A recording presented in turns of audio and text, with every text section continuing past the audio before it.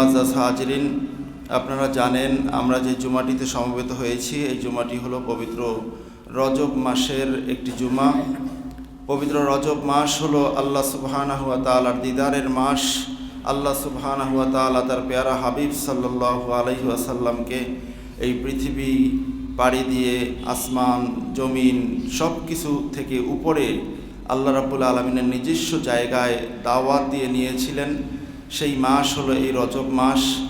আর এই দাওয়াত দিয়ে নেওয়ার পিছনে কারণ হিসাবে আল্লাহ সুবহানাহু ওয়া তাআলা পবিত্র কোরআনুল হাকিমে বর্ণনা করেছেন, লিনুরিয়াহু মিন আয়াতিনা।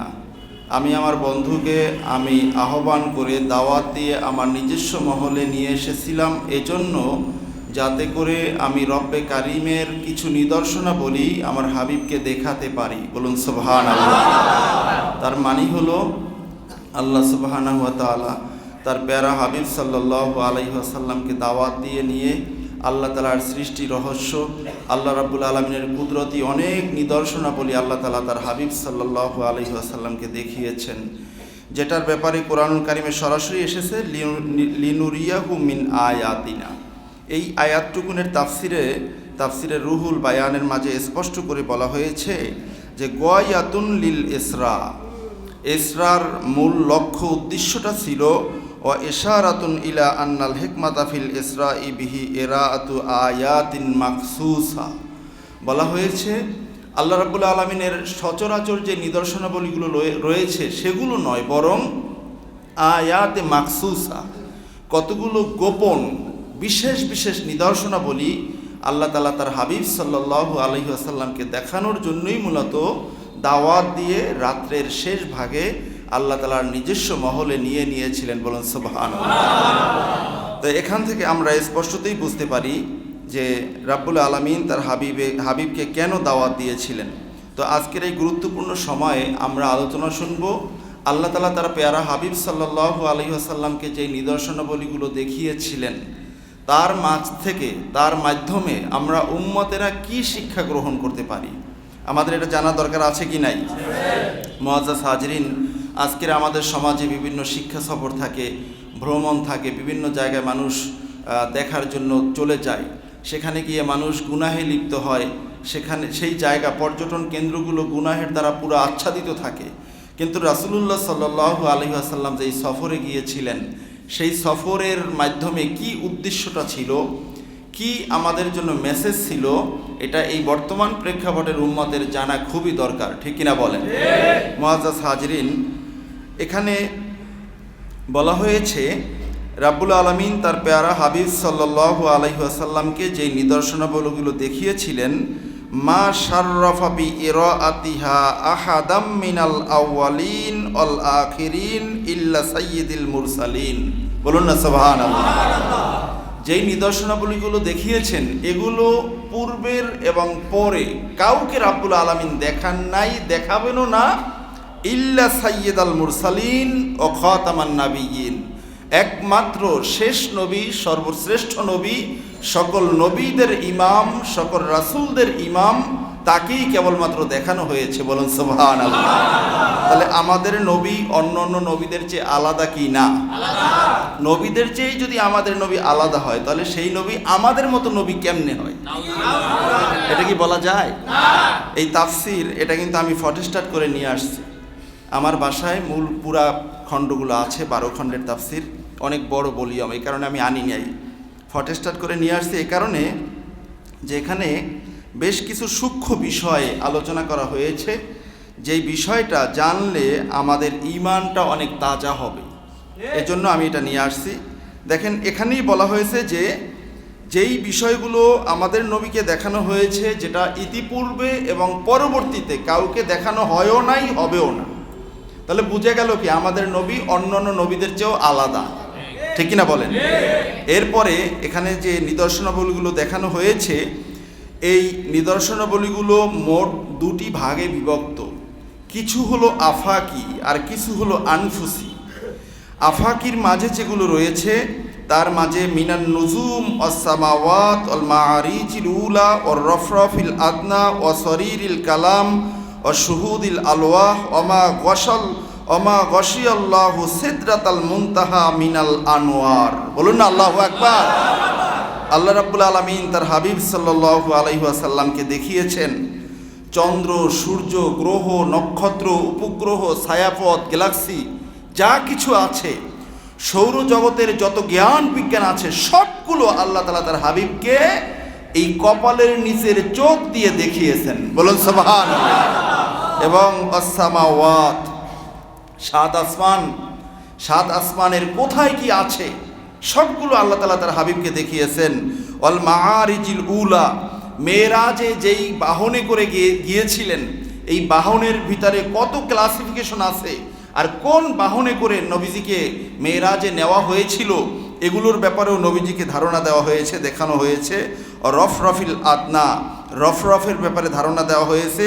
ও শরীফিল কালাম, এবং যেই কলম দিয়ে রাব্বুল আলামিন গোটা সৃষ্টি জগতের তাকদীর লেখেন, ওই কলমটা পর্যন্ত আল্লাহ তাআলা তার হাবিবকে দেখিয়েছেন। বলুন সুবহানাল্লাহ। এবং নবীজি এসে শুনছেন যে কলমটা যে লিখতেছে তার আওয়াজ আমি আমার কানে শুনছি। বলুন না সুবহানাল্লাহ। এরপরে কি? এরপরে বলা হয়েছে শুহুদিল আলওয়াহ, সেই লাউহে মাহফুজ যেখানে কুরআনুল কারীম লেখা আছে, এই লাউহে মাহফুজ আল্লাহ রাব্বুল আলামিন তার হাবিবকে দেখিয়েছেন। এরপরে নিতে নিতে ওমা গশিয়াল্লাহু সিদরাতাল মুনতাহা মিনাল আনওয়ার, অসংখ্য নূরের জগৎ সিদরাতুল মুনতাহা, সেই জায়গায়ও আল্লাহ রাব্বুল আলামিন তার হাবিবকে নিয়েছেন।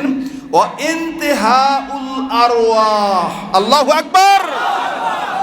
মারাত্মক কথা, ইনতিহাউল আরওয়াহ, যেই জায়গা পর্যন্ত রুহু জগৎ, রুহুরা যেতে পারে, তারপরে আর কেউ এক বিন্দু পরিমাণ সামনে অগ্রসর হতে পারে না, ওই জায়গায়ও আল্লাহর রসুলকে নিয়ে ওই জায়গা থেকে একা একা সামনের দিকে অগ্রসর করেছেন। বলুন আল্লাহু আকবার। যেই জায়গায় গিয়ে জিবরাইল আমিন বলেছিলেন, মাদারিজুন নবুয়ার ভিতরে শাহ অলিউল্লাহ আব্দুল হক মুহাদ্দিস দেহলভী রাহিমাহুল্লাহ তাআলা লিখেছেন, জিবরাইল আমিন যেতে যেতে যেতে যেতে নবীজিকে একটা পর্যায়ে বললেন, ইয়া রাসূলুল্লাহ, ইয়া হাবিবাল্লাহ, এখন থেকে সামনে আপনাকে একা একা চলতে হবে, আমি আর আপনার সাথে যেতে পারবো না।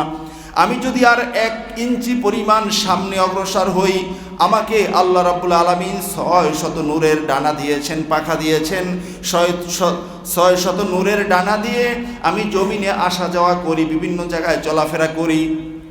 এই যে প্রথম আসমানের নিচে এত গ্রহ, নক্ষত্র, উপগ্রহ এবং এত তাপ, সেখানে এই জায়গাটা পর্যন্ত আমি আমার এই ডানাগুলো সহ আসা যাওয়া করি, আমার কোনো ক্ষতি হয় না। কিন্তু এখন আপনাকে যেখান থেকে একা চলতে হবে, এখান থেকে যদি সামনে আমি অগ্রসর হই, আমার এই ডানাগুলো এই তাপ, এই নূরের এই প্রভাব এটা গ্রহণ করতে পারবে না ইয়া রাসূলুল্লাহ। এখান থেকে আমি যদি সামনে 1 ইঞ্চি অগ্রসর হই, আমার 600 নূরের ডানা পুরে ছারখার হয়ে যাবে। বলুন আল্লাহু আকবার। যেখান থেকে ভাই জিবরাইল, রাসূলুল্লাহ সাল্লাল্লাহু আলাইহি ওয়াসাল্লাম বললেন, ও ভাই জিবরাইল, এতক্ষণ তুমি আমার সাথে সাথে ছিলে, এখন আমাকে একা একা অগ্রসর হতে হবে, কিভাবে আমি যাব? তখন জিবরাইল আমিন বললেন, ইয়া রাসূলুল্লাহ, ইয়া হাবিবাল্লাহ, আপনি সামনের দিকে অগ্রসর হন, আপনার রব আপনার জন্য অপেক্ষমান, আপনাকে রিসিভ করার জন্য। তাহলে রাসূলুল্লাহ সাল্লাল্লাহু আলাইহি ওয়াসাল্লাম যখন সামনের দিকে অগ্রসর হলেন, নীরব নিস্তব্ধ, বুখারীর হাদিস, রাসূলুল্লাহ সাল্লাল্লাহু আলাইহি ওয়াসাল্লামের কানে চলে আসলো, দফানা আলাই সাইয়্যিদনা হযরত বিলাল রাদিয়াল্লাহু তাআলা আনহুর পদচারণার জুতা মোবারকের আওয়াজ আল্লাহর রাসূলের সামনে সামনে শুনতে পাইলেন। বলুন আল্লাহু আকবার। আল্লাহর রাসূলের একজন উম্মত ওই জায়গায় আগে এগিয়ে আসেন যেই জায়গায় ভাই জিবরাইল যেতে পারেন না। আল্লাহু আকবার। এই কারণে হযরত ইমাম গাযালি রাহিমাহুল্লাহ তাআলা হাদিস নকল করেছেন, এমন কিছু মানুষ আছে যেই মানুষগুলো হলো আফদালুম মিনাল মালাইকা, ফেরেশতাদের চেয়ে উত্তম। সুবহানাল্লাহ। যেখানে জিবরাইল আমিন যেতে পারে না, বিলাল রাদিয়াল্লাহু তাআলা আগে আগে আছেন। কি আজব কথা।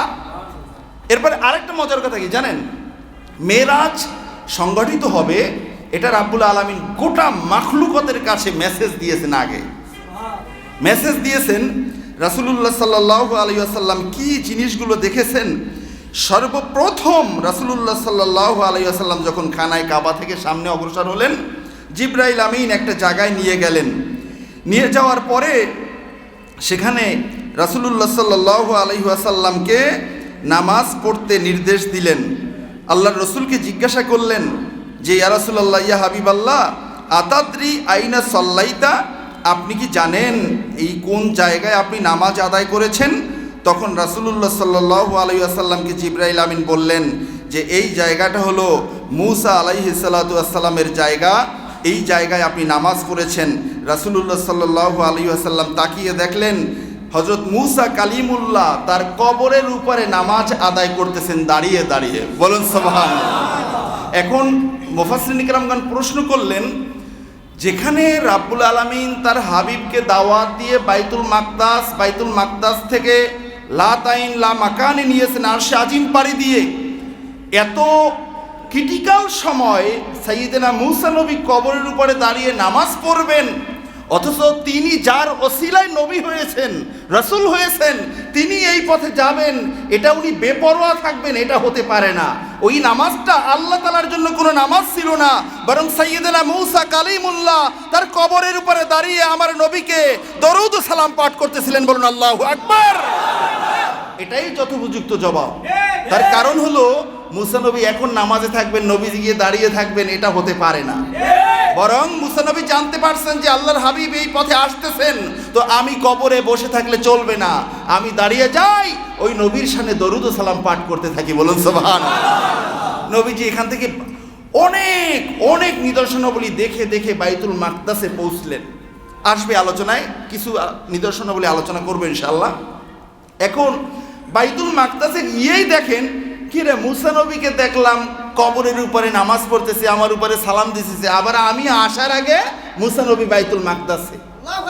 তাহলে মূসা নবীকে আল্লাহ তাআলা কোন বোরাকে কইরে ওখানে নেছেন যে আল্লাহর রাসূলের বাহনেরও আগে তিনি ওখানে গিয়ে পৌঁছছেন? প্রশ্ন আসে কি আসে না? জবাব হলো যে মূসা আলাইহিস সালাতু ওয়াসসালামকে রাব্বুল আলামিন যে পাওয়ার দিয়েছেন, রিসালাতের পাওয়ার, মূসা আলাইহিস সালাতু ওয়াসসালাম বাইতুল মাকদাসে পৌঁছেছিলেন নিজের সেই পাওয়ারে, নিজের সেই গতিতে গিয়ে আল্লাহর রাসূল বাইতুল মাকদাসে পৌঁছছেন। আর রাসূলুল্লাহ সাল্লাল্লাহু আলাইহি ওয়াসাল্লামকে যেহেতু বাহন পাঠানো হয়েছে, উনি প্রধান মেহমান, আজকের ওনাকে নিয়েই সব আয়োজন।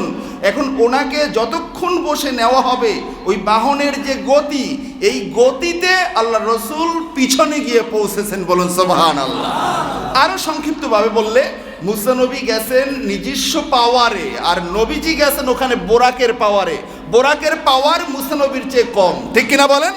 কারণ উনি রাসূল আর উনি ফেরেশতা। বোরাক কি? ফেরেশতা। তো বোরাকের গতি আল্লাহর রসুলের, আল্লাহর একজন রসুল, একজন জলিল কদর পয়গাম্বার, তার চেয়ে বেশি হতে পারে না, ঠিক কিনা বলেন? তাহলে এখান থেকে আমরা বুঝতে পারলাম যে মানুষেরই ক্ষমতা বেশি। মানুষেরই কি ক্ষমতা বেশি? এটা এখন বিশ্বাস না হলেও আজ থেকে 1000 বছর আগে, 1200-1300 বছর আগে আল্লাহর ওলিদের অনেক কারামত এখনো কিতাবের পৃষ্ঠায় রয়ে গেছে। যেই কারামতগুলো দেখলে মনে হয় না যে তারা মানুষ, বরং তারা ফেরেশতা। শুধু ফেরেশতা নয়, ফেরেশতাদের চেয়ে উত্তম মানুষ, ঠিক কিনা বলেন? আর এই সময়টা আবারও আসবে শেষ জামানায়। আল্লাহু আকবার বলেন। শেষ জামানায় আবারও আসবে। ঈসা রুহুল্লাহ সাল্লাল্লাহু আলাইহিস সালাতু ওয়াসসালামের সাথে যারা থাকবে, আকাশের ফেরেশতারা নেমে নেমে পরিচয় দিয়ে দিয়ে সালাম দিয়ে মুসাফা করবেন। বলুন না সুবহানাল্লাহ। এই মানুষগুলো হবে ফেরেশতাদের চেয়ে উত্তম। বলুন না সুবহানাল্লাহ। ভাইয়ের আমার, এখন দেখেন রাব্বুল আলামিন তার হাবিব সাল্লাল্লাহু আলাইহি ওয়াসাল্লামকে দেখিয়েছেন ও আমাল এবং উম্মতের আমলগুলো দেখিয়েছেন। ও মাকামা কাবা কাউসাইন মিনাল্লাহি সিদরাতুল মুনতাহা মিন আয়াতিল আফাক। বলা হয়েছে কাবা কাউসাইন, রাব্বুল আলামিনের এত নিকটবর্তী গিয়েছেন। একটা ধনু থেকে তীর ছোড়ার সময় দুই পাশ যেভাবে চেপে আসে, একেবারে কাছাকাছি চলে আসে, আল্লাহর রাসূল সাল্লাল্লাহু আলাইহি ওয়াসাল্লাম আল্লাহ রাব্বুল আলামিনের এত নিকটবর্তী গেছেন, ওই জায়গাটাও আল্লাহর রাসূল নিজের চোখে দেখেছেন। বলুন সুবহানাল্লাহ। তো এত কাছে গিয়ে কথা বলছেন, আল্লাহ তাআলা পর্দা দিয়ে কথা বলছেন নাকি? আল্লাহ তাআলার হাবিব আল্লাহ তাআলাকে দেখছেন, এই কথা আমাদের বিশ্বাস হয় কি হয় না? আমরা বিশ্বাস না করলেও ইমাম আহমদ ইবনে হাম্বল রাহিমাহুল্লাহ তাআলা এটা বিশ্বাস করছেন। বড় বড় মুহাদ্দিস মুফাসসির তারা এই কথাগুলো তাদের লিখনির মাঝে আনছেন রিওয়ায়াত সহ। বলুন না সুবহানাল্লাহ। ভাইয়ের আমার, এখন তাহলে একটা হলো আয়াতে আফাকি আর একটা হলো আয়াতে আনফুসি।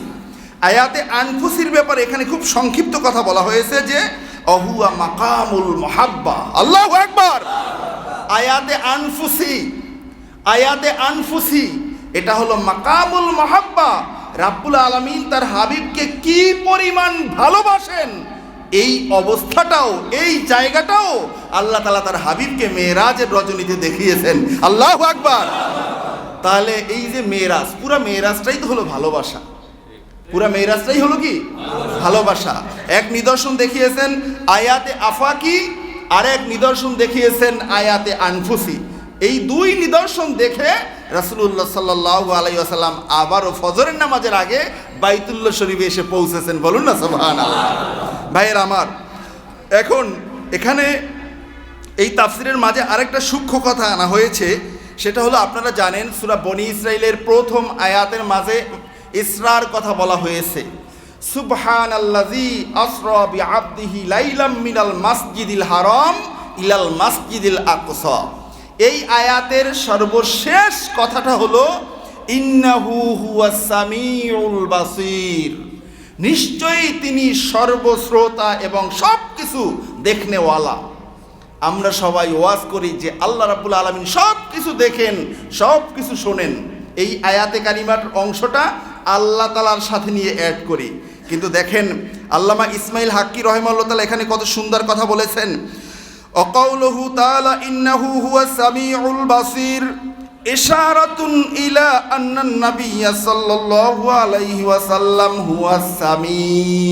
এখানে ইশারা করা হয়েছে আল্লাহ রাব্বুল আলামিন সর্বশ্রোতা তো ঠিক আছে, কিন্তু আল্লাহ তাআলা তার হাবিবকেও বলেছেন সামিউন তথা সর্বশ্রোতা। বলুন সুবহানাল্লাহ। সব কিছু দেখনেওয়ালা সামিউন।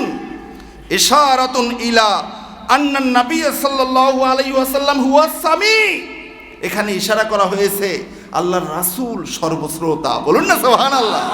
এখন এই কথা গিয়ে বাহিরে বলেন, বলবে মুশরিক। আরে তুমি মুদিরে বলো তোমার দাদা, তারে তুমি মুশরিক বলতে সাহস পাও না, আর আমরা এটা আল্লাহর রাসূলের শানে বললে বলে মুশরিক। এই মুশরিকগিরি আর চলবে না ইনশাআল্লাহ। এই জমিন হবে আল্লাহর রাসূলের জমিন। এই জমিনে আল্লাহর রাসূলের দেখানো পদ্ধতি অনুযায়ী ইসলাম কায়েম হবে ইনশাআল্লাহ।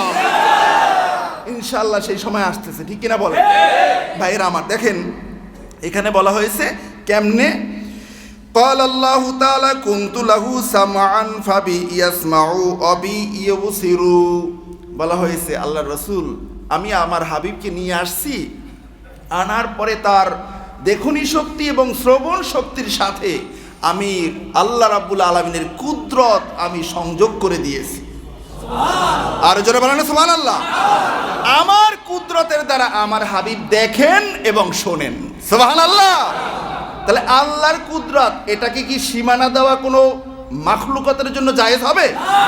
স্পষ্ট বলা হয়েছে যে ইশারাতুন ইলা আন্নান নাবিয়্যা সাল্লাল্লাহু আলাইহি ওয়াসাল্লাম হুয়াস সামিউল্লাযী ক্বালা আল্লাহু তাআলা কুনতু লাহু সামআন ফাবি ইয়াসমাউ ওয়াবি ইউবসিরু। ওবি ইয়াবসিরু বলা হয়েছে, ইয়াবসুরু বলা হয়েছে যে আমার দেওয়া ক্ষমতা দিয়ে তিনি দেখেন এবং শোনেন। বলুন না সুবহানাল্লাহ। তাহলে এই এই এই অংশটা স্পষ্টই প্রমাণ করে রাসূলুল্লাহ সাল্লাল্লাহু আলাইহি ওয়াসাল্লামের শোনাটাকে কোনো কিছুর সাথে সীমাবদ্ধ করা যাবে না। সব কিছু দেখেন, সব কিছু শোনেন, ঠিক কিনা বলেন।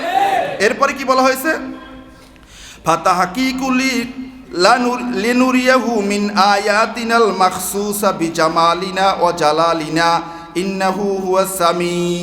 বলা হয়েছে সুতরাং এখানে স্পষ্ট হয়ে গেল রাসূলুল্লাহ সাল্লাল্লাহু আলাইহি ওয়াসাল্লাম যে স্পষ্ট বিশেষ বিশেষ নিদর্শনাবলী দেখেছেন, এই নিদর্শনাবলীগুলো হলো জালালিয়াত এবং জামালিয়াতের দ্বারা। বলুন না সুবহানাল্লাহ। আল্লাহ তাআলার দুইটা পার্ট, জালাল এবং জামাল, এই দুইটা অংশের নিদর্শন আল্লাহ রাব্বুল আলামিন তার হাবিবকে দেখিয়েছেন। বলুন সুবহানাল্লাহ। এরপরে কি, ইন্নাহু হুয়াস সামিউ বিসামঈনাল বাসীর, ইয়াবসিরুনা ফাইন্নাহু লা ইয়াসমাউ কালামানা ইল্লা বিসামিনা ওয়ালা ইয়াবসিরু জামালানা ইল্লা বিবাসারিনা। রাব্বুল আলামিন বলছেন যে আল্লাহ তাআলার হাবিব সাল্লাল্লাহু আলাইহি ওয়াসাল্লাম যা কিছু দেখেন এবং যা কিছু শোনেন সবটাই হলো রাব্বুল আলামিনের দেওয়া কুদরতের মাধ্যমে। বলুন সুবহানাল্লাহ। যদি এটা নাই হয় তাহলে তো এই আমাদের মতো বডি হইলে, আমাদের মতো শরীর হইলে এটা নিয়ে তো এই বিশাল শূন্য পথ এটা পাড়ি দিতে পারতেন না। পারতেন বলেন? এরপরে এটা না হলে পাড়ি দিলেন, বোরাকের পাখায় করে নেছেন বা এই ধরনের তাফসির করবেন বা শুনবেন, কিন্তু যেখান থেকে জিবরাইল আমিন আর সামনে অগ্রসর হতে পারেন নাই, সেখান থেকে আল্লাহ রসুল কিভাবে সামনে গেলেন?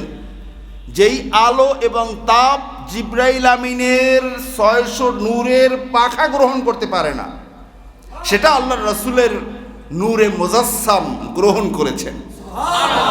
এই নূরে মুজাসসাম আর জিবরাইল আমিনেরও নূরে মুজাসসাম, এটা কি এক? আচ্ছা, আগুন আর আগুন, আগুনের মাঝে পার্থক্য আছে না? এই যে আপনি যে ঘরে আপনি যে ম্যাচ লাইট যে ধরাইয়া চুলায় আগুন ধরান, চুলারও আগুন আগুন, আর লোহা গলায় যেটা দিয়ে ওটাও আগুন, দুইটা কি এক? কাঁচ গলায় যে আগুন দিয়ে এই আগুন আর আপনার চুলার আগুন কি এক? এর মাঝে ডিফারেন্স আছে। আস্তে আস্তে পাওয়ার বাড়াইতে বাড়াইতে একটা পর্যায়ে মাটি পর্যন্ত গলে যায়। মাটিতে তো আমরা চুলা বানাই, কিন্তু এই মাটিটা পর্যন্ত তাপে গলে যায়। দেখবেন এই যে ইটের বাটার ভিতরে অনেক সময় ইট একটার সাথে একটা মিলে নরম হয়ে একটার সাথে একটা মিললে 3-4টা ইট একত্র হয়ে যায়, এরকম দেখছেন না? তাই আগুনের কতটা হিট হয়, এখানে মাটি পর্যন্ত গলে যায়। তাহলে দুনিয়ার আগুনই তো সব আগুন এক আগুন না। তাহলে নূর নূরের মাঝে পার্থক্য আছে কি নেই?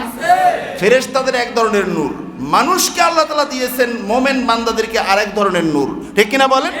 নবীদের আরেক ধরনের নূর, নবীদের মাঝে যিনি সাইয়্যিদুল মুরসালিন তার আবার আরেক ধরনের নূর, ঠিক কিনা বলেন? নূরে নূরেও ডিফারেন্স আছে। তাহলে রাসূলুল্লাহ সাল্লাল্লাহু আলাইহি ওয়াসাল্লামের ব্যাপারে এই অংশটা যারা জানবে তারা আর জীবনে কখনো কলিজায় সাহস হবে না নবী আমার মতো মানুষ বলতে, ঠিক কিনা বলেন? রাসূলুল্লাহ সাল্লাল্লাহু আলাইহি ওয়াসাল্লামকে রাব্বুল আলামিন যে নিদর্শনাবলীগুলো দেখিয়েছেন, এই কারণে নেওয়ার জন্য রাসূলুল্লাহ সাল্লাল্লাহু আলাইহি ওয়াসাল্লামকে মেরাজের আগে শককে সদর করা হয়েছে, সিনা সাক করা হয়েছে, ওপেন হার্ট সার্জারি করা হয়েছে। আমি আপনাদেরকে আলোচনা আগেও শুনিয়েছি যে ওপেন হার্ট সার্জারি যে করা হয়েছে, সিনাকা একেবারে ফাঁকা করে কল্প বের করেছেন, স্বর্ণরৌপ্যের পাত্রের মাঝে রেখেছেন, জমজমের পানি দিয়ে ধৌত করছেন।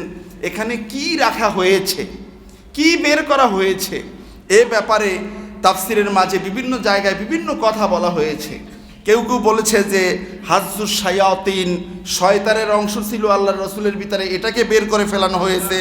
কেউ কেউ বলেছে আল আলাকাতুস সাউদা, কালো রক্ত ছিল, এটাকে বের করে দেওয়া হয়েছে। কেউ কেউ আবার বলেছে আল দামুল আসওয়াদ, কেউ কেউ বলছে যে গোশতের কালো একটা টুকরা ছিল, এটাকে বের করে দেওয়া হয়েছে।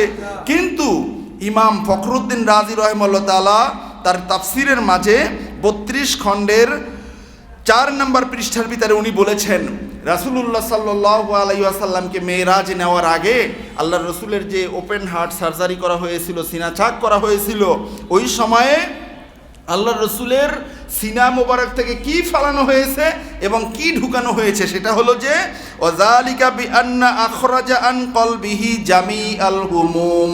রাসূলুল্লাহ সাল্লাল্লাহু আলাইহি ওয়াসাল্লাম মেরাজে যাওয়ার আগে যেই সমস্ত কষ্টে পতিত হয়েছিলেন, আম্মাজান হযরত খাদিজা রাদিয়াল্লাহু তাআলা আনহা ইন্তেকাল করেছেন, তায়েফের ময়দানে গিয়ে অনেক নির্যাতনের শিকার হয়েছেন। রাসূলুল্লাহ সাল্লাল্লাহু আলাইহি ওয়াসাল্লামের চাচাজানকে আল্লাহ তাআলা নিয়ে নিয়েছেন। এই যে ব্যথা বেদনাগুলো আল্লাহর রাসূলের কলব মোবারকের ভিতরে ছিল, জিবরাইল আমিনকে পাঠিয়ে রাব্বুল আলামিন বললেন, ও জিবরাইল, আমি আমার হাবিবকে আমার কাছে নিয়ে আসব, আমার হাবিবের কলবের ভিতরে কোনো ধরনের ব্যথা বেদনা থাকতে পারবে না, তুমি যাও যাও ওপেন হার্ট সার্জারি করে জমজমের পানি দিয়ে ধুয়ে, জান্নাতের পাত্র নিয়ে পানি নিয়ে ধুয়ে আমার হাবিবের কলিজা থেকে সব ব্যথা বেদনা দুঃখগুলো তুমি মুছে দাও, বের করে ফেলে দাও। বলুন সুবহানাল্লাহ। জিবরাইল আমিন আসছেন, আখরাজা আন কলবিহি জামিআল হুমুম, এই হুমুমের মাঝে ব্যথা বেদনা অস্থিরতা, চিন্তা, চেতনা, দুঃখ, কষ্ট সবগুলো শামিল, সবগুলোকে বের করে কল্পটার মাঝে একেবারে নূরে নুরানি হয়ে গেছে। এই কল্প নিয়ে আল্লাহ রাব্বুল আলামিনের সাথে দেখা করতে গেছেন, বলুন না সুবহানাল্লাহ।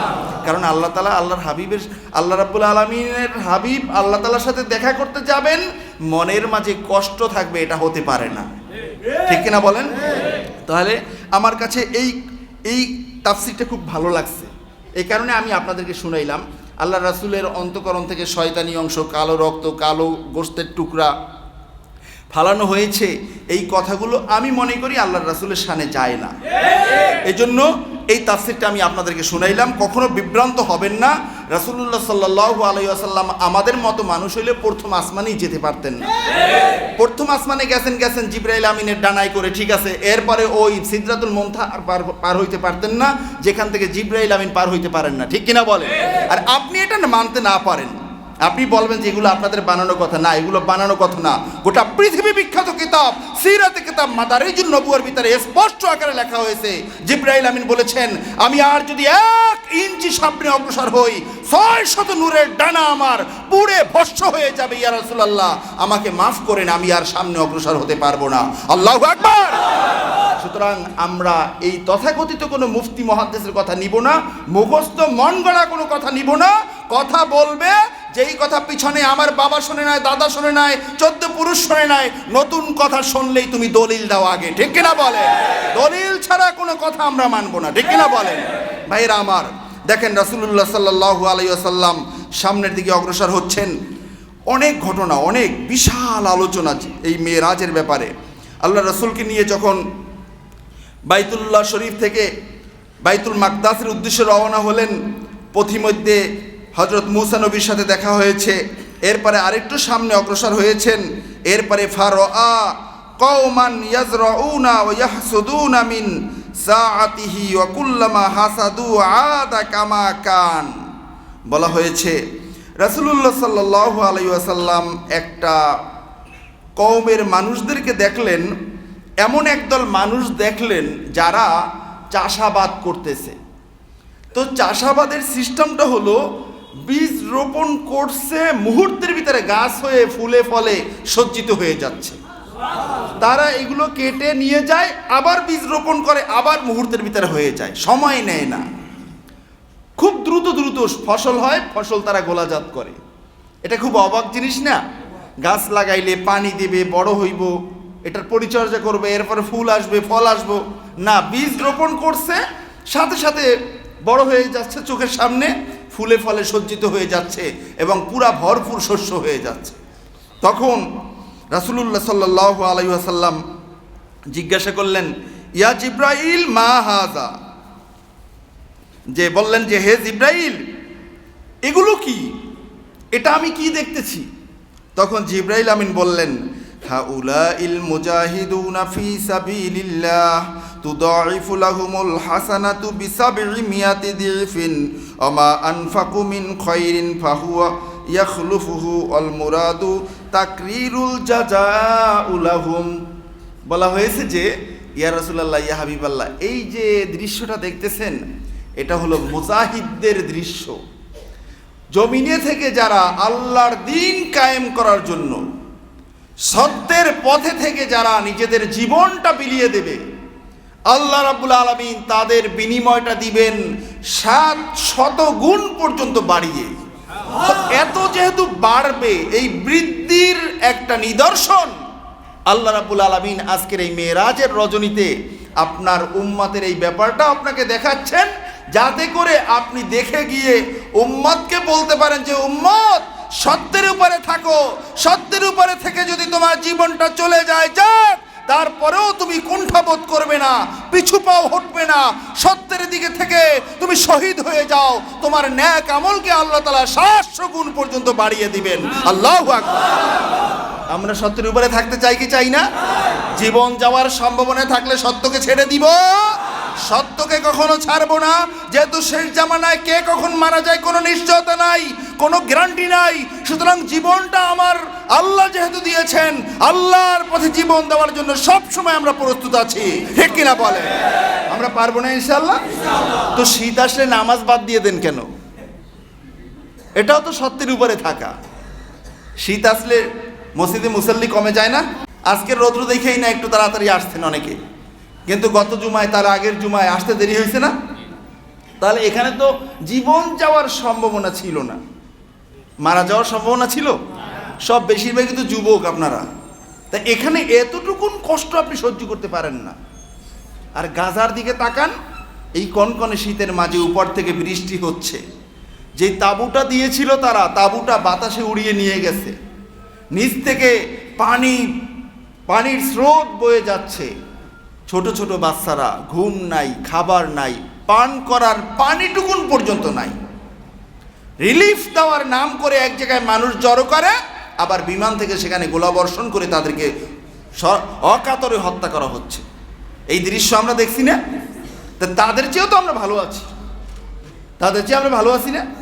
তাহলে এই মেরাজের মেসেজটা যদি আমরা মনে প্রাণে গ্রহণ করে নিই, তাহলে তো আমরা জীবনে আর কোনো কিছুর জন্য আমরা পিছপাও হব না, যে সত্যের উপরে থাকতেই হবে, আমার যা ক্ষতি হয় হোক, তাতে কিচ্ছু আসে আর যায় না, ঠিক কিনা বলেন? কারণ আমার লাভ হবে, এই লাভ আমি ভোগ করবো তো দুনিয়াতে বেঁচে থাকলে। দুনিয়াতে বাঁচারই তো কোনো গ্যারান্টি নাই। বাঁচার কোনো গ্যারান্টি আছে? বাঁচার কোনো গ্যারান্টি যদি না থাকে, এত লাভ এত লাভ এত লাভ, এটা দিয়ে কি হবে? আপনি যাদের জন্য রেখে যাচ্ছেন আপনার সন্তান, আপনি মনে করেন এই সন্তান যদি ওয়ালাদুন সালিহুন হয় আপনার জন্য দোয়া করবে, আর এই সন্তান যদি অন্য কেউ চুরি করে নিয়ে যায় আকীদার দিক থেকে, আপনার কবরে আযাব হবে, ঠিক কিনা বলেন? তাহলে আজকের আমাদের সমাজের সন্তানগুলো কোন পথে যাচ্ছে?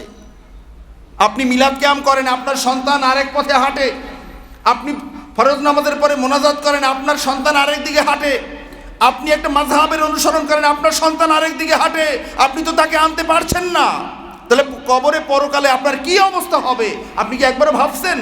আর আপনি তাদের জন্য বাড়ির পরে বাড়ি, গাড়ির পরে গাড়ি, একজনের উপরে জুলুম করে, অত্যাচার করে আপনি পাহাড়, সম্পদের পাহাড় গড়ছেন। এই সম্পদ আপনাকে কবরে এক পয়সার ফায়দা দিবে না, ঠিক কিনা বলেন? বরং যে সন্তানগুলো রেখে যাচ্ছেন, এই সম্পদগুলো অবৈধ পথে ব্যয় করবে।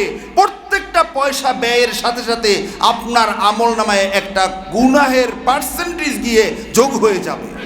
কারণ আপনার রেখে যাওয়া সম্পদ দিয়ে তারা আজকের 31st নাইট করে, তারা আজকের ভ্যালেন্টাইন ডে করে, তারা আজকের মদের আড্ডা করে, তারা আজকের বিভিন্ন ধরনের মহলে, বিভিন্ন হোটেলে গিয়ে সময় নষ্ট করে, তারা আজকের বিভিন্ন খারাপ কাজে এই সম্পদগুলো ব্যয় করে। আছে কি নাই? যে যত বড় ধনী তার সন্তানরা তত বেশি শয়তান। তাদের ধারে কাছে দেওয়া যায় না, তারা আমাদেরকে মানুষই মনে করে না। আজীবন জেনেছিলাম ইহুদির বাচ্চারা মুসলমানদেরকে মানুষ মনে করে না, আর আজকের দেখি সোনার বাংলাদেশ, আউলিয়া কেরামের বাংলাদেশে, আলেম ওলামার বাংলাদেশে কোটি কোটি টাকার মালিক হয়ে বৈধ অবৈধভাবে সন্তানগুলো সমাজের মানুষকে মানুষ মনে করে না। ঠিক কি না? তোমরা সন্তান নয়, সমাজের শয়তান। বন্ধুরা আমার, এ কারণে যারা ধনী আছেন, কোটিপতি আছেন, এই মসজিদে অনেক মানুষ আছেন যারা বাড়িওয়ালা, গাড়িওয়ালা, বিভিন্ন সম্পদের মালিক, সন্তানগুলোকে আগে ঠেকান মেয়া। আপনার জীবনের কোনো গ্যারান্টি নাই। আমি কথাগুলো অনেক কষ্ট করে বলছি, এই কারণেই আমার ব্রেনে অনেক মেসেজ আছে এই ধরনের। আপনার কারণে আরেকজন জুলুমের শিকার হয়, আপনি কেন দেখেন না? আপনি তাকে সকাল বিকাল দুধ খাওয়াইয়ে পালেন, ওর চেয়ে জাতিসাপ পালা বহুত ভালো। আপনি মারা গেলে আপনার কবরে জাতিসাপ যাবে না, কিন্তু সন্তান রেখে যাচ্ছেন, এই সন্তানের আমলের পার্সেন্টেজ আপনার কবরে যাবে। এজন্য ভালো হতে হবে কি হবে না? কোনো এত সম্পদ লেখার দরকার নাই, এত সম্পদের আমার দরকার নাই। মেয়া দুনিয়া খারাপ দিকে যাচ্ছে, আমিও খারাপ দিকে যাব না। আমি মুসলমান, আমার কবর আছে, আমার হাসর আছে, আমার জান্নাত আছে, ঠিক কিনা বলে? আমার এই পথে বাধা যে হবে, আমার বাবা হোক, আমার বড় ভাই হোক, তাকে আমি মানি না, ঠিক কিনা বলে? ভাইয়েরা আমার, মনে রাখতে পারবেন তো ইনশাল্লাহ? তাহলে আমাদের জীবন কার জন্য? আল্লাহর জন্য। মনে রাখতে পারবেন ইনশাল্লাহ? নাকি কষ্ট পান? এই জালেম আছে না সমাজে? কি আজব জিনিস বেটা। তোর কয় টাকা হয়েছে বেটা? কয় কাঠা, কয় বিঘা জায়গার মালিক হয়েছে বেটা? হ্যাঁ, যাকে তাকে যা ইচ্ছা বলো আর যা মন চায় করো। সুযোগ আছে বলে গেলাম, এই কথাগুলো কিয়ামতের ময়দানে দলিল হবে, দলিল হবে ইনশাআল্লাহ। ভাইয়েরা আমার, রাসূলুল্লাহ সাল্লাল্লাহু আলাইহি ওয়াসাল্লামকে দেখানো হয়েছে যারা দিনের উপরে অটল থাকবে, দিনের উপরে থেকে মারা যাবে, তাদের নেক আমলকে 700 গুণ পর্যন্ত বাড়িয়ে দেওয়া হবে। এটা যেন ওই রকম বীজ লাগানোর আগেই ফসল পেয়ে যায়, ঠিক কিনা বলেন? এ হলো একটা, দেখছেন। এরপরে সামনে অগ্রসর হয়েছেন, ইহুদিদেরকে একটা আকৃতিতে দেখানো হয়েছে। নবীজি বললেন, ইহুদিরা ডাকতেছিল, নবীজি তাদের ডাকে সাড়া দেন নাই। নবীজি জিজ্ঞাসা করলেন, ভাই জিবরাইল, আমাকে ডাকে কারা তারা? পরে বলছেন, ইয়া রাসূলুল্লাহ, তারা হলো ইহুদি জাত। আপনি যদি তাদের ডাকে সাড়া দিতেন, আপনার উম্মতগুলো সব ইহুদি হয়ে যাইত। আল্লাহ রসুল তাদের ডাকে সাড়া দেন নাই। দেখছেন, আল্লাহ রসুল কোনো একটা জায়গায়ও ভুল করছেন, মেরাজের এই অচেনা পথে অচেনা জায়গায় এমন কোনো প্রমাণ নাই। ইহুদিরা ডাকছে, নবীজি সাড়া দেন নাই। কিন্তু মুজাহিদদের আমল দাঁড়ায় দাঁড়ায় দেখছে, কি রে, বীজ লাগায় আর হয় আর খালি গোলাজাত করে, ঘটনা কি? এটাও তো নবীজি না দেখতে পারতেন, ঠিক কিনা বলেন? না, নবীজি আগেই জানেন এটা আমার উম্মতের কাজে লাগবে। নবীজি আগেই জানেন তারা ইহুদি, তারা তাদের ডাকে সাড়া দেওয়া যাবে না। জিবরাইল আমিনই না বলে আপনি ডাকে সাড়া দিলে আপনার উম্মত ইহুদি হইতো। আর একটু সামনে আগাইছে, আবার নাসারারা ডাকছে, এখানে আছে স্পষ্ট ইবারত আছে। আল্লাহ রসুল ডাকে সাড়া দেন না। জিজ্ঞাসা করলেন, ভাই জিবরাইল, তারা কারা? বলছি, ইয়া রাসূলুল্লাহ, তারা হলো নাসারা। তাদের ডাকে যদি আপনি সাড়া দিতেন, আপনার উম্মতগুলো সব নাসারা হয়ে যাইতো, খ্রিস্টান হয়ে যাইতো। নবীজি দাঁড়ান নাই, মুখ ঘুরেও তাকান নাই। এরপরে সামনে অগ্রসর হয়েছেন, নবীজি দেখলেন ওয়া কাশাফা লাহু আলাইহিস সালাম আন হালিদ দুনিয়া ফারআ ইমরাআতান হাসিরাতান আন যারাইহি লিআন্না যালিকা ইয়াজলিবুল কুলুব। বলা হয়েছে, নবীজি আরেকটু সামনে অগ্রসর হয়েছেন। নবীজিকে দেখানো হলো একটা দুর্বল মহিলাকে। দুর্বল মহিলা, কিন্তু মহিলার রহস্যটা কি? ওয়া আলাইহা মিন কুল্লি জিনাতিন খালাকাল্লাহু তাআলা। আল্লাহ তাআলা এই পৃথিবীতে যত সৌন্দর্য তৈরি করছেন, অলংকার আদি পোশাক আশাকের সৌন্দর্য, এই বুড়ি মহিলাটা দুনিয়ার সব সৌন্দর্যমণ্ডিত পোশাক আর অলংকার পরে আছে। তো তুই তো এমনি বুড়ি, তুই আরো সাজগোজ করলে কি আসে আর যায়, ঠিক কিনা বলেন? দেখছেন না, যুবকরা ওই দূর থেকে কেউ আসলে তাকায়া থাকে, কে যেন আসতেছে, লাল টকটকে জামা পোশাক পরে আসতেছে, মনে করতেছে আসলে একটু ভালো করে মজা করে দেখবে। পাশে আসলে দেখে, কি রে, সে তো আমার নানির বয়সী। আছে না এরকম? এই শয়তান দুনিয়াটা একটা দুর্বল মহিলার আকৃতি ধারণ করে আছে, কারণ আল্লাহ রসুল এই পথে যাবেন, আল্লাহ রসুলকে দেখাবেন। ধারণ করে আছে তো আছে, বুড়ি মহিলা, তুই বুড়িই থাক না, সে সব সৌন্দর্য দিয়ে সে সজ্জিত হয়ে আছে। দেখতে খুব সুন্দর, কিন্তু ভিতরে হলো বুড়ি। দেখতে কি সুন্দর, কিন্তু ভিতরে কি বুড়ি। তার দিকে তাকাইতেই মন চায় না। নবীজি বললেন, জিবরাইল আমিন, এটা আমি কি দেখলাম? তখন জিবরাইল আমিন বললেন, ইয়া রাসূলুল্লাহ, ইয়া হাবিবাল্লাহ, এটা হলো দুনিয়ার হাকিকত, দুনিয়ার বাস্তবতা। তিলকা দুনিয়া আমা ইন্নাকা লাউ আহবাবতা লাখতারতা উম্মাতুকা দুনিয়া আলাল আখিরা। আপনি যদি এই দুনিয়ার সৌন্দর্যকে গ্রহণ করে নিতেন, যে কত সুন্দর সাজছে দেখছো, আপনি একটু দাঁড়াইয়ে সময় নিতেন এখানে, আপনার উম্মতগুলো সবগুলো পরকালের উপরে দুনিয়াকে প্রাধান্য দিত, সবগুলো দুনিয়াদার হয়ে যাইত, পরকালমুখী কোনো উম্মত আপনি আর পাইতেন না। কিন্তু আল্লাহ রসুল এটা দাঁড়ান নাই। তার মানে আল্লাহ রসুল আগেই জানেন উম্মতের জন্য কোনটা ক্ষতি আর কোনটা লাভ। সূরা মারিয়াম, কাফ হা ইয়া আইন সদ, হুরুফুল মুকাত্তাআত। পৃথিবীর কোনো মুফাসসির এগুলোর অর্থ করেন নাই। তাফসিরে বাইদাবির মাঝে সূরা বাকারার আলিফ লাম মিম এর ব্যাখ্যা করা হয়েছে, তাফসির করা হয়েছে 3.5 পৃষ্ঠার মতো। এত ছোট অক্ষর, এরকম বড় কিতাব, এত ছোট অক্ষর এখন আমার পড়তে গেলে কষ্ট লাগে, চোখে এতটা পাই না, এরকম মনে হয়। এত ছোট ছোট ছোট ছোট অক্ষর। সব এত বিশাল কঠিন ব্যাখ্যা বিশ্লেষণ করে সর্বশেষ কথা লেখছেন আল্লাহু আ'লামু বিমুরাদি। এগুলোর অর্থ আল্লাহ তাআলাই ভালো জানেন, এগুলো আমরা জানি না। হরুফুল মুকাত্তাআত এগুলো হলো কোড নাম্বারের মতো।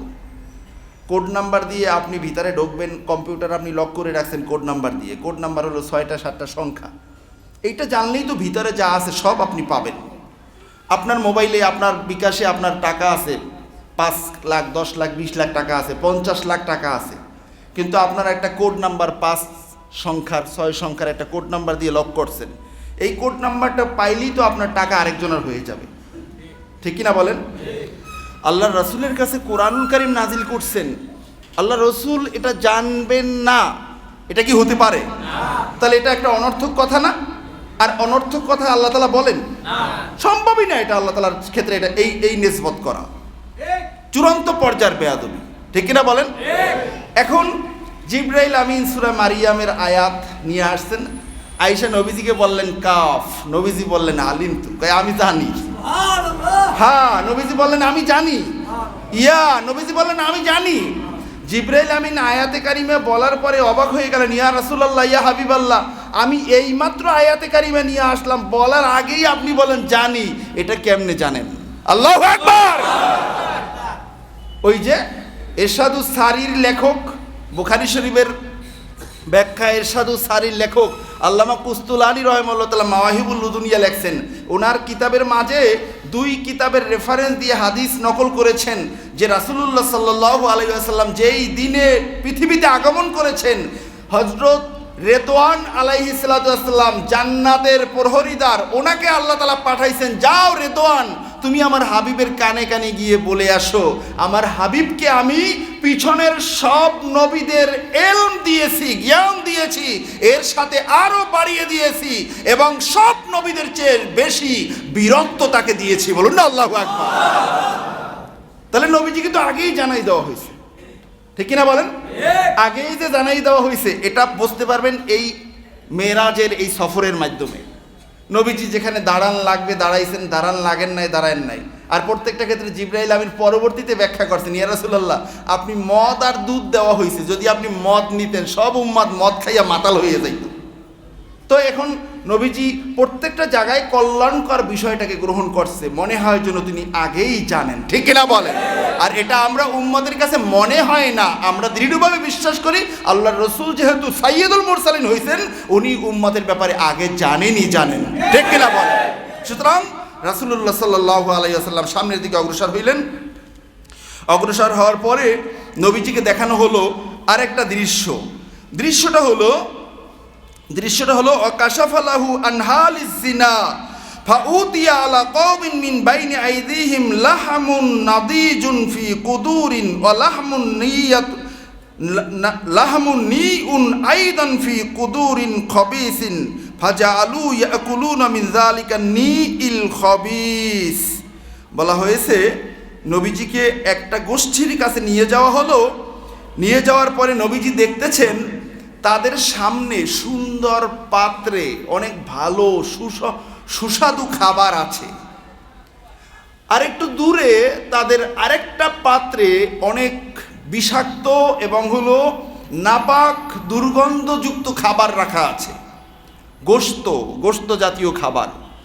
এই মানুষগুলো নিজেদের সামনের সুস্বাদু খাবারটা রেখে ওই জায়গায় গিয়ে দুর্গন্ধযুক্ত খাবারগুলো খাইতেছে।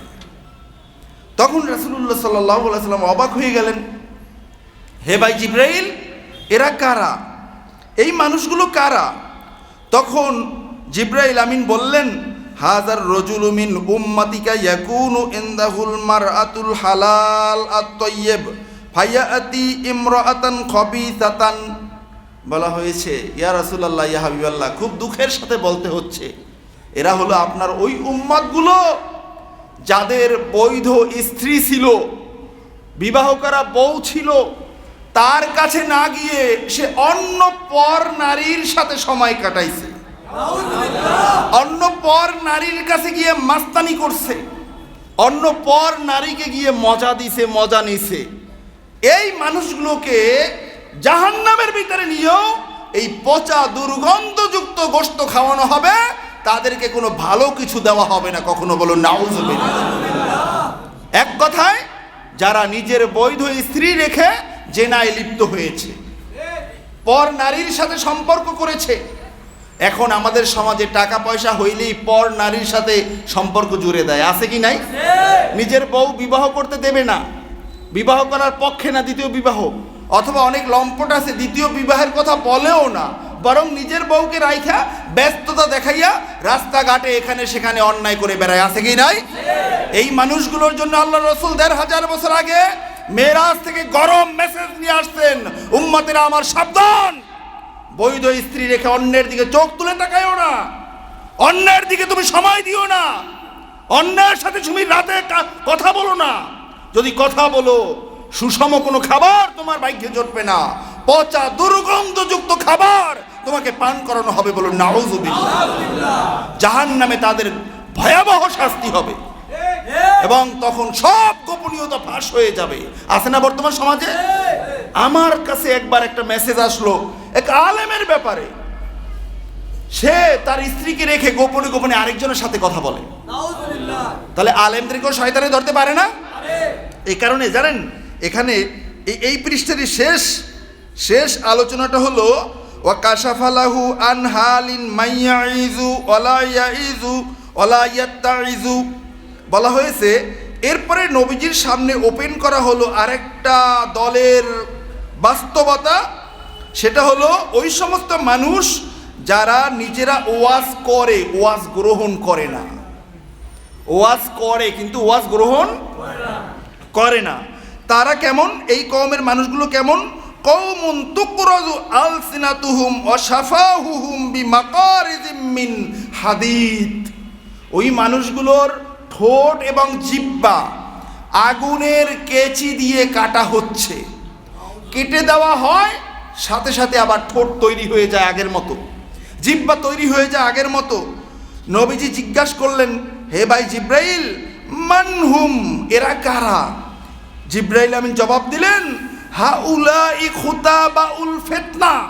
ইয়া রাসূলুল্লাহ, ইয়া হাবিবাল্লাহ, এই মানুষগুলো হলো আপনার উম্মতের মাঝে ফিতনাবাজ বক্তা,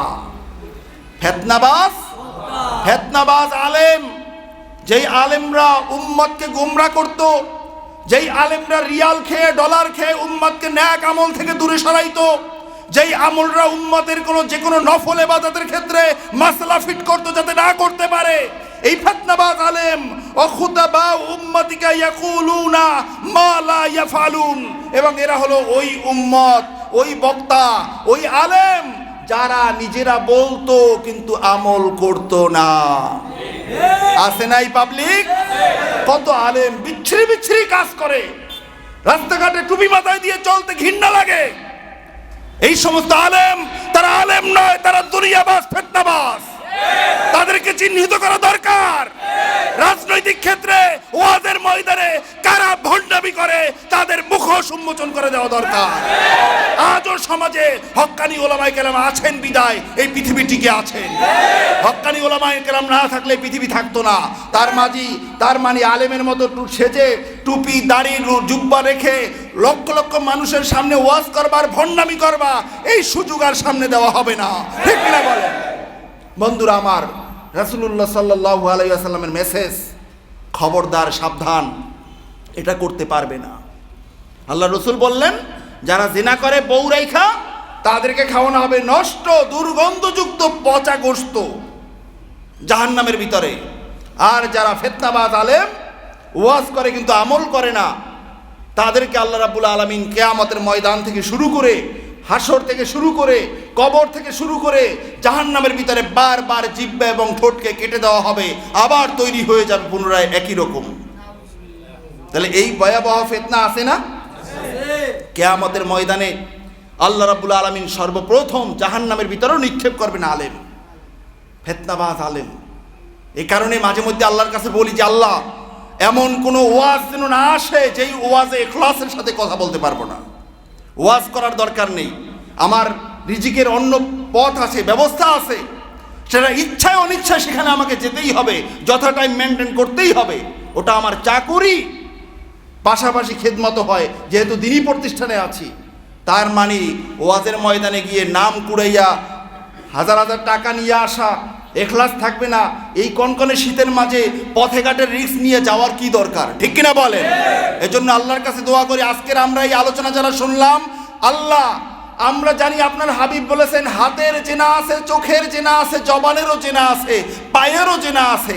হাতের জেনা, অন্যায় দিকে হাত বাড়ানো, যেই নারীর দিকে হাত বাড়ানো নিষেধ সেদিকে হাত বাড়ানো হাতের জেনা। যেই নারীকে দেখা নিষেধ সেই নারীকে দেখা হলো চোখের জেনা। যেই নারীর দিকে যাওয়া নিষেধ সেই নারীর দিকে পায়ে হেঁটে যাওয়া পায়ের জেনা। আল্লাহ, আজকের আমরা এই হাজার হাজার মুসাল্লি পবিত্র রজব মাস, আপনার হাবিবের দিদারের মাসে, দিদারের ওসিলা দিয়ে আমরা বলছি, আমাদেরকে দয়া করে চিরস্থায়ীভাবে জেনা থেকে আপনি ক্ষমা করে দেন, বলুন আমিন। আমরা পরকালে আমরা সসম্মানে আল্লাহর সামনে মুখ দেখাতে চাই। পরকালে যেন কোনো কিলোকাল কোনো তিলক যেন চরিত্রে না থাকে, ঠিক কিনা বলেন? এর সাথে সাথে ওই আলেম, যেই আলেমগুলো ফেতনাবাস, আমরা যারা মসজিদে আলেম রয়েছি, আমি সহ, আল্লাহ তাআলা ওই ফেতনাবাস আলেম থেকে আমাদেরকে হেফাজত করুক, বলেন আমিন। আমরা চাই কি চাই না? ভাইয়েরা আমার, সময় একেবারেই শেষ। এভাবে রাসূলুল্লাহ সাল্লাল্লাহু আলাইহি ওয়াসাল্লাম সামনে আরো এগিয়ে গিবাত যারা করে তাদের হাকিকত দেখানো হলো।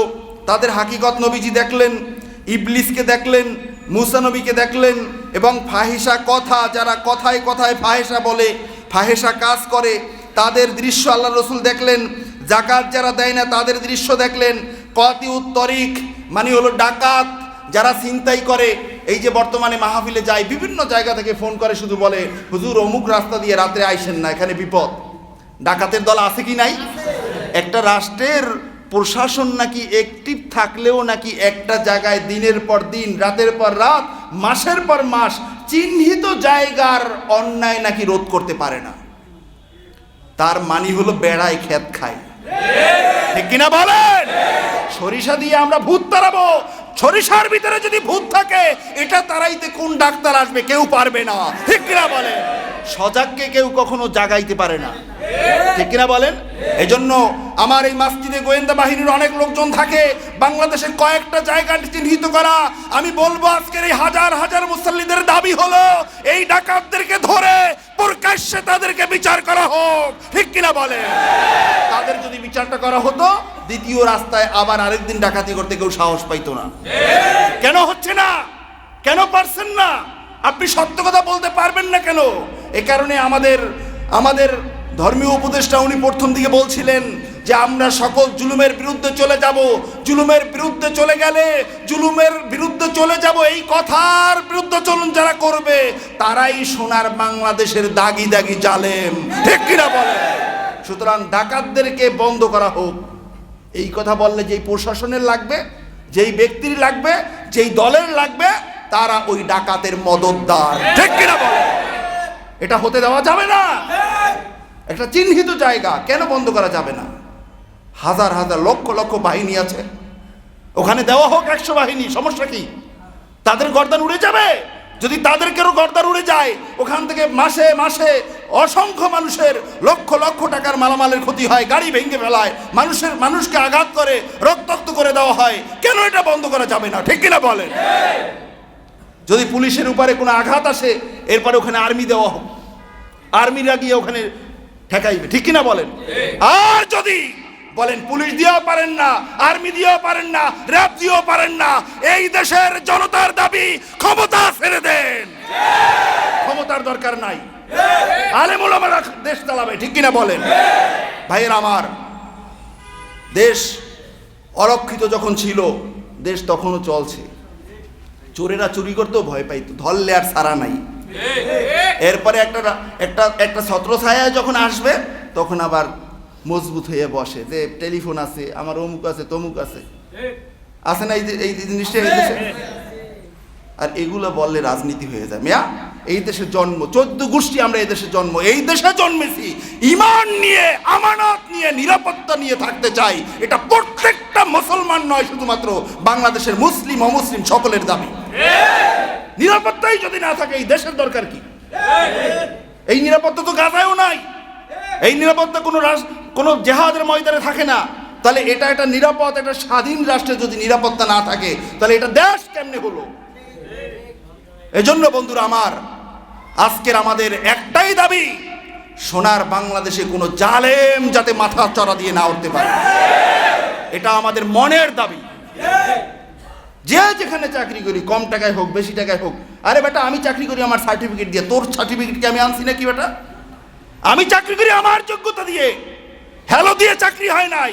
সুতরাং তুমি কে চাকরি খাইতে? তুমি কে? এক একজনের চোখের পানি পায়ের নিচে চলে যায়, হুজুর আমার চাকরি খাইয়ে ফেলছে। জালেম, ডাকাত। বন্ধুরা আমার, কথাগুলো কি কষ্ট পাইছেন? অনেকেই কান্না করে, অনেকেই কান্না করে। এই কান্নার পানি এক সময় এক ফোঁটা আরো সে আজমে গিয়ে পৌঁছাবে, তখন আর ক্ষমতা খুঁজে পাওয়া যাবে না।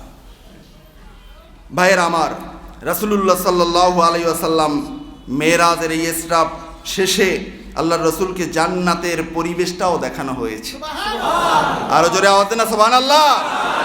সময় শেষ, জান্নাতে গিয়ে নবীজি হযরত ইব্রাহিম আলাইহিস সালামের সাথে সাক্ষাৎ করলেন। ইব্রাহিম আলাইহিস সালাম আছেন একেবারে সেই সপ্ত আসমানের উপরে, বাইতুল মামুরের মসজিদের সামনে হেলান দিয়ে বসে আছেন। নবীজিকে দেখে দাঁড়িয়ে গেলেন, মারহাবান মারহাবান বলে স্বাগতম জানাইলেন।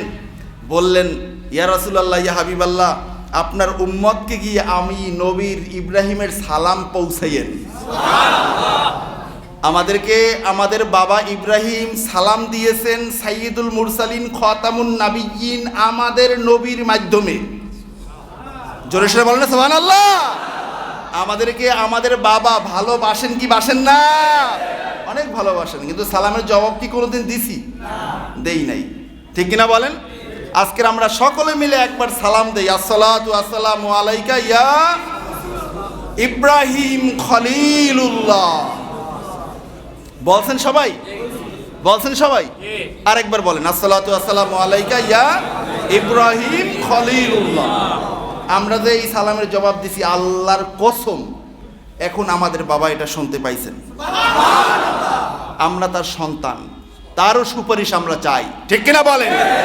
বলছেন, ইয়া রাসূলুল্লাহ, আপনি আমার সালাম জানাইবেন, গিয়ে বলবেন আপনার উম্মতকে যে তারা যে জান্নাত চায়, এই জান্নাতটা হলো আত-তাইয়্যিবাতুত তুরবাতি আসবাতুল মাই, যেটা হলো সুগন্ধিযুক্ত একটা জমিন এবং যেখানে সুস্বাদু পানি আছে, এখানে কোনো গাছপালা কিচ্ছু নাই। সুতরাং আপনার উম্মতকে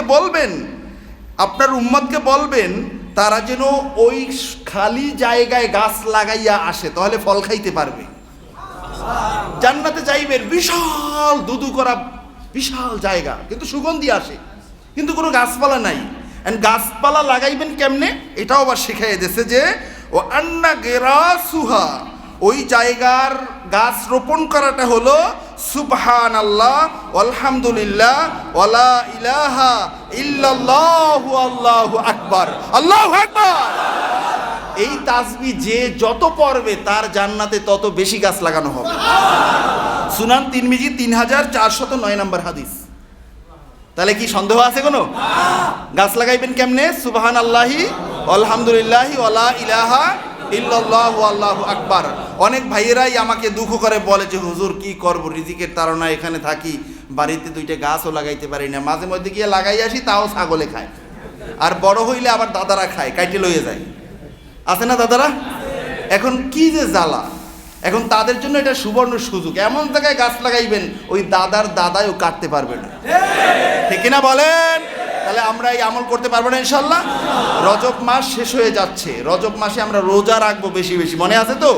যারা এখনো একটাও রাখেন নাই, খুব দ্রুত 2-3টে রোজা রাখে ফেলান, না পারেন কমপক্ষে একটা রোজা রাখেন, পারবেন না ইনশাল্লাহ? একটা রোজা রাখলে ওই যে শবে মেরাজের রোজা, কোন দিনের শবে মেরাজ ক্যালেন্ডার দেখে তারিখ অনুযায়ী একটাই রাখবেন, পারবেন না ইনশাল্লাহ? এরপরে আসতেছে ইনশাল্লাহ শাবান মাস। আল্লাহ সুবহানাহু ওয়া তাআলা রজব মাসে সকল বরকত আমাদেরকে নসিব করে দেন, বলুন আমিন। সুবহানাকাল্লাহুম্মা ওয়া বিহামদিকা।